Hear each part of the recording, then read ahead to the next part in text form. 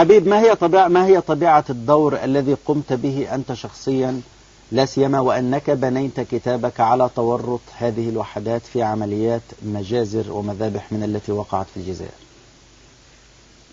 أخي، أنا أريد أن أوضح شيئا هاما قبل أن أجاوب على سؤالك. أولا، أنا خريج الأكاديمية العسكرية لمختلف الأسلحة بشرشال، وهي كلية معروفة حتى في العالم العربي وإفريقيا. وتعلمنا في هذه الأكاديمية أن نكون رجالا شرفاء،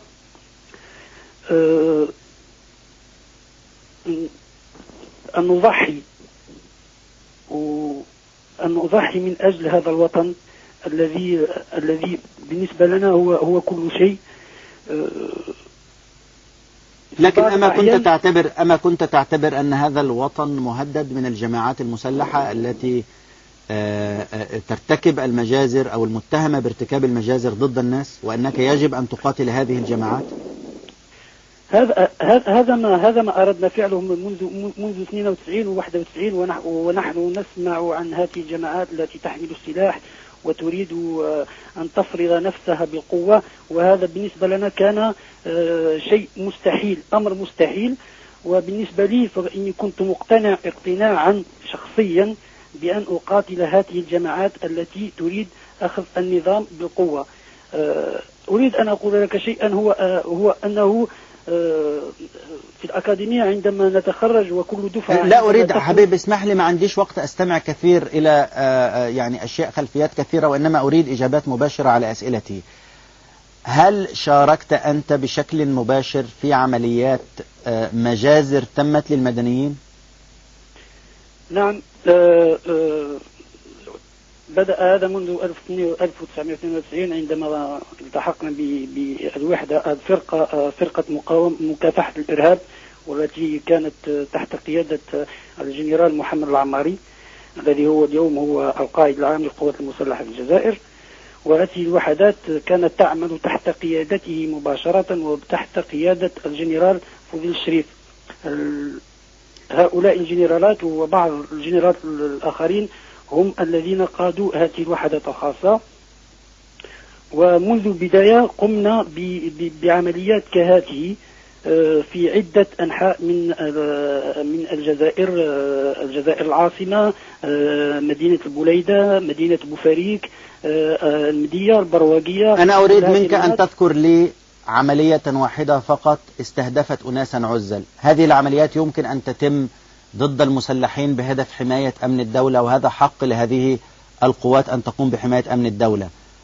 هل قمت بعمليات أو شاركت في عمليات ضد أناس عزل من السلاح مدنيين بينهم نساء وأطفال؟ هذا ما أردت أن أقوله لك، ولكن أنا لا أعرف لماذا هذا التسرع، ولكن في الحقيقة أنا قمت بهذا، وقد أدي إلي أمر، أعطوني أوامر، وهذه الأوامر هي أن أنقل شاحنة مدنية وعلى متنها أشخاص مدنيين وهم عسكريون. وتوجهنا من بني مسوس بالذات في الجزائر العاصمة إلى في اتجاه بوفريك ومعالمة. وهناك يوجد دوار في مكان ليس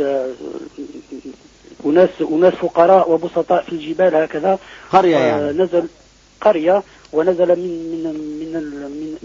نزلوا جماعة هم 15 شخص من القوات الخاصة، ومعهم جماعة من مكتب الاستخبارات الجزائرية، وذهبوا إلى مكان معين وقتلوا أناس معينين بأسمائهم. عندهم أسماءهم وعندهم كل المعلومات على هؤلاء الأشخاص. كانوا من قبل ينتمون إلى الجبهة الإسلامية للإنقاذ. وبالفعل منذ 92 كانت الاغتيالات خاصة مقيدة. يجب أن نعمل عمليات خاصة بقتل أشخاص أبرياء. ليس السبب الوحيد في قتلهم هم أنهم انتموا يوما أو أو كانوا يوما مع الجبهة الإسلامية للإنقاذ. أنت مارست القتل بنفسك يا حبيب؟ في هذه العملية أنا أوصلتهم بنفسي إلى مكان معين، إلى المكان معين، وتركتهم يذهبون في اتجاه هذه القرية التي تبعد عن المكان التي تركتهم فيه حوالي 5 إلى 6 كيلومترات. وبعد 3 ساعات من هذه العملية رجعوا، وأرجعتهم كذلك إلى السكنة لكي لا يتعرض لهم أي درك. كانت هناك حواجز للدرك الوطني وللشرطة. يعني أنت الآن باختصار حتى يفهم المشاهدون هذه القصة، هو أنك كلفت، تذكر التاريخ يا حبيب؟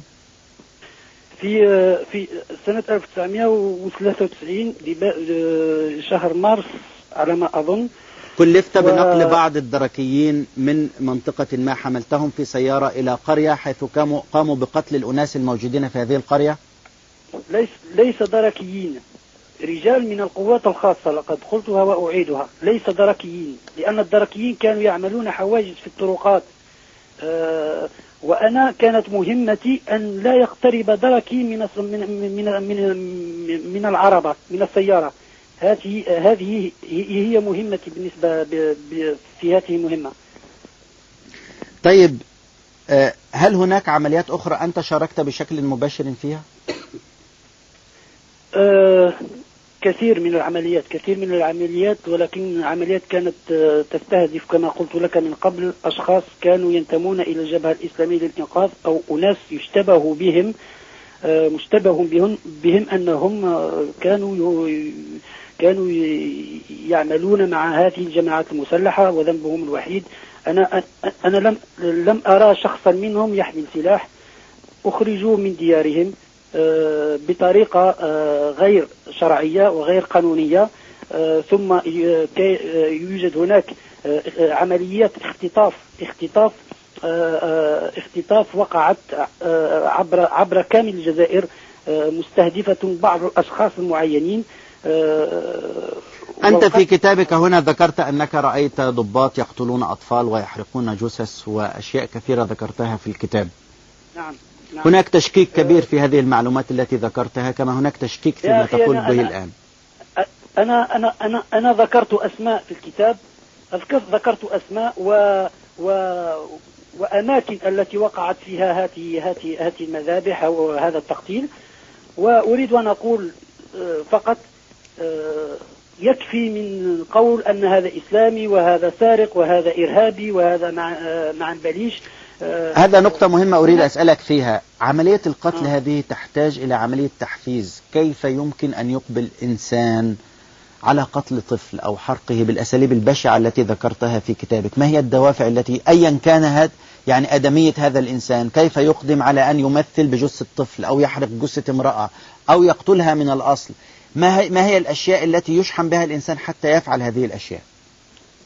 أولا هناك الحقد والكراهية تجاه هؤلاء الأشخاص، لأن بعض ضباط الجيش الوطني الشعبي وبعض صف ضباط الجيش الوطني الشعبي حملوا حقدا كبيرا على هؤلاء الأشخاص، لأن هؤلاء أنا أحد منهم، لأن الجيش وقعت لنا خسائر كبيرة، وهناك زملاء لنا وجنود لنا قتلوا أيضا، والإرهابيون هم الذين قتلوهم. هذه من جهة الحقد والكراهية تجاه هؤلاء الأشخاص.